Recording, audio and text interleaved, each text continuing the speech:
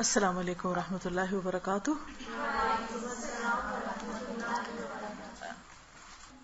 حفاظت کی دعائیں جو ہم نے شروع کی تھی، اس میں آج ہم سورۃ البقرہ کی آخری 2 آیات کی فضیلت پڑھیں گے۔ نمبر 2 دعا جو ہے، اعوذ باللہ من الشیطان الرجیم، بسم اللہ الرحمن الرحیم۔ آمن الرسول بما انزل الیہ من ربہ والمؤمنون کل آمن باللہ وملائکتہ وکتبہ ورسلہ لا نفرق بین احد من رسلہ وقالوا سمعنا واطعنا غفرانک ربنا والیک المصیر لا یکلف اللہ نفسا الا وسعها لها ما کسبت وعلیہا ما اکتسبت ربنا لا تؤاخذنا ان نسینا او اخطأنا ربنا ولا تحمل علينا إصرا كما حملته على الذين من قبلنا ربنا ولا تحملنا ما لا طاقة لنا به واعف عنا واغفر لنا وارحمنا أنت مولانا فانصرنا على القوم الكافرين۔ عبداللہ بن عباس بیان کرتے ہیں کہ ایک دن جبریل علیہ السلام نبی صلی اللہ علیہ وسلم کے پاس بیٹھے ہوئے تھے کہ ایک بہت زور کی آواز سنی۔ جبریل علیہ السلام نے اپنا سر اٹھایا اور کہا کہ آسمان کا ایک دروازہ ہے جو آج کھلا ہے، آج سے پہلے یہ کبھی نہ کھولا گیا۔ پھر اس سے ایک فرشتہ اترا۔ جبریل علیہ السلام نے کہا کہ یہ ایک فرشتہ ہے جو آج سے پہلے کبھی زمین پر نہیں اترا۔ فرشتے نے سلام کیا اور کہا کہ آپ صلی اللہ علیہ وسلم کو 2 نوروں کی خوشخبری ہو جو آپ کو عنایت ہوئے ہیں، آپ سے پہلے یہ کسی نبی کو نہیں دیے گئے، اور دوسری سورۃ البقرہ کی آخری آیات۔ کوئی حرف اس میں سے تم نہ پڑھو گے کہ اس کی مانگی ہوئی چیز تمہیں نہ ملے، یعنی اس کو پڑھ کر اور دعائیں بھی قبول ہوتی ہیں۔ تو بات یہ ہے کہ اللہ تعالیٰ نے مختلف چیزوں کو مختلف پر فضیلت بخشی، جیسے رات ساری برابر نہیں، رات کا آخری حصہ اپنے فضیلت کے اعتبار سے باقی رات پر بھاری، یعنی سحری کا وقت جو ہے اس میں اللہ سبحانہ و تعالیٰ خاص طور پر دعائیں سنتے ہیں۔ اسی طرح دن کے اول حصے میں اللہ نے برکت رکھی ہے، اللہم بارک لی امتی فی بکورہا، یعنی صبح صبح کا جو وقت ہوتا ہے۔ اسی طرح ہفتے کے دنوں میں جمعے کے دن کو فضیلت بخشی، سال کے مہینوں میں رمضان کو فضیلت بخشی۔ اسی طرح جگہوں کے اعتبار سے اللہ تعالیٰ نے مکہ کو خاص طور پر چن لیا، پیغمبروں میں بھی اللہ تعالیٰ نے بعض کو بعض پر فضیلت دی، اعمال میں بھی اللہ تعالیٰ نے بعض اعمال کو بعض اعمال پر فضیلت دی۔ اسی طرح قرآن مجید کی بعض آیات کو بعض پر فضیلت دی گئی، حالانکہ کلام سارا اللہ سبحانہ و تعالیٰ کا ہے، لیکن بعض حصہ بعض سے زیادہ برکت والا ہے، حالانکہ سب میں ہی خیر ہے، سارے میں خیر ہے۔ تو اسی میں سورۃ الفاتحہ کا ایک خاص مقام ہے، اور سورۃ الفاتحہ جو ہے اس کو سورۃ شفا بھی کہا گیا ہے، رقیہ بھی کہا گیا ہے، اس کو ہر نماز میں پڑھنے کو واجب قرار دیا گیا ہے، اور پھر اس کو پڑھ کر اگر دم وغیرہ کیا جائے تو وہ بھی فائدہ مند ہوتا ہے، اور تجربے سے یہ بات ثابت ہے۔ جب صحابہ کرام میں سے کسی ایک نے راستے میں کسی سفر کے دوران ایک قبیلے کے سردار کو جو بچھو کاٹ گیا تو اس پر دم کیا تو اس کو آرام آ گیا، جبکہ اس کو کسی اور چیز سے فائدہ نہیں ہو رہا تھا۔ تو اب یہ جو خصوصیت سورۃ الفاتحہ کے اندر ہے وہ کسی اور حصے میں اس طرح نہیں ہے۔ اسی طرح سورۃ البقرہ کی آخری 2 آیات بھی بہت اہمیت کی حامل ہیں، اور ان کی ایک فضیلت جو یہاں پتہ چلتی ہے کہ ان کو پڑھ کر اگر کوئی شخص دعا کرتا ہے تو وہ دعا قبول ہوتی ہے۔ ایک اور حدیث میں آتا ہے، عبداللہ بن مسعود سے روایت ہے کہ جب رسول اللہ صلی اللہ علیہ وسلم معراج پر تشریف لے گئے تو آپ سدرۃ المنتہا تک پہنچے، زمین سے جو کچھ بھی چڑھتا ہے وہ یہیں آ کر ٹھہر جاتا ہے، پھر لے لیا جاتا ہے، اور جو اوپر سے اترتا ہے وہ بھی یہیں ٹھہر جاتا ہے، پھر لے لیا جاتا ہے۔ اللہ تعالیٰ نے فرمایا یخشی سدرۃ ما یخشی، جب ڈھانپ رہا تھا سدرہ کو جو کچھ کے ڈھانپ رہا تھا۔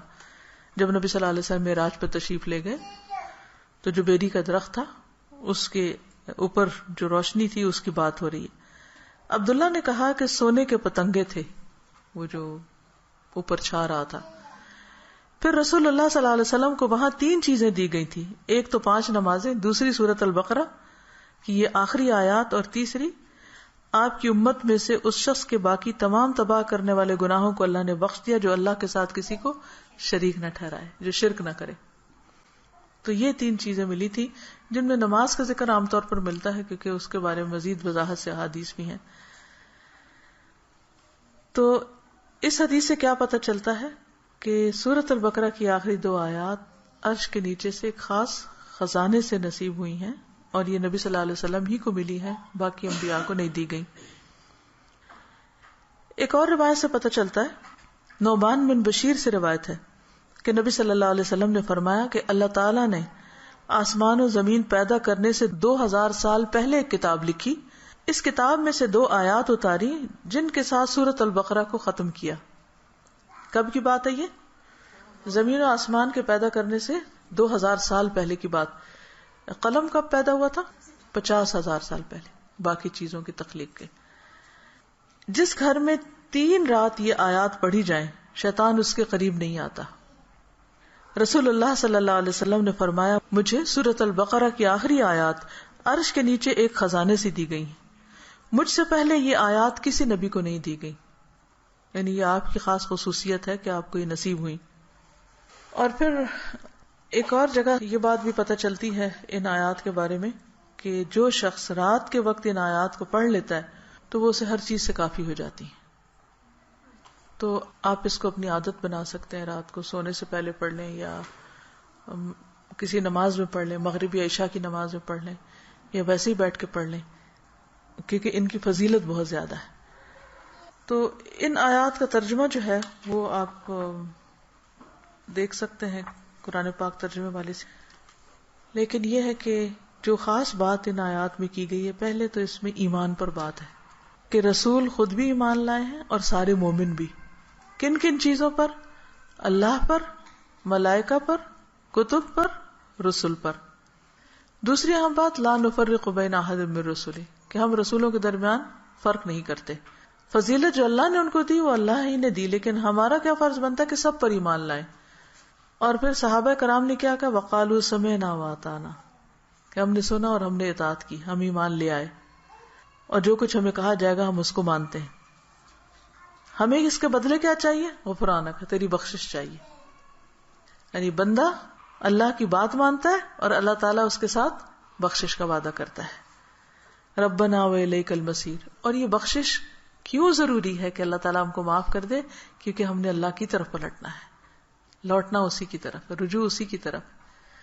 پھر فرمایا کہ لا یکلف اللہ نفسا الا وسعہا، ہر بندے سے حساب اتنا ہی ہے جتنی وہ استطاعت رکھتا ہے، اسی کا مکلف ہے، اس سے زیادہ اس سے نہیں پوچھا جائے گا. چاہے جسمانی صحت ہو، چاہے مال ہو، چاہے اولاد یا عقل یا کچھ بھی، تو ہر شخص کا حساب اتنا ہی ہے.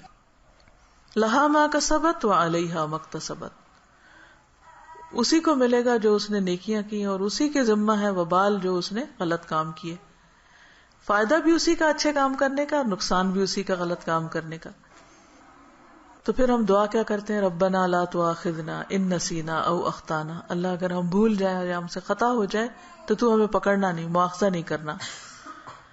ربنا ولا تحمل علینا اصرا کما حملتہ علی الذین من قبلنا، اللہ ہم پر وہ بوجھ نہ ڈالنا جو ہم سے پہلے لوگوں پہ ڈالا. یعنی ان کی شریعتیں جو تھی وہ مشکل تھی، ہماری شریعت بہت آسان ہے. مثلا نبی صلی اللہ علیہ وسلم جب حج پہ تشریف لے گئے تو آپ نے کچھ ریچولز کی ایک ترتیب بتائی، لیکن چونکہ کراؤڈ بڑا تھا تو اس ترتیب میں کچھ لوگوں نے فرق کر دیا. کیا تھا کہ جیسے آپ پہلے رمی جمار کریں، پھر اس کے بعد سر مڈائیں، پھر اس کے بعد احرام کھول دیں، لیکن کچھ لوگوں نے اس ترتیب کو آگے پیچھے کر دیا.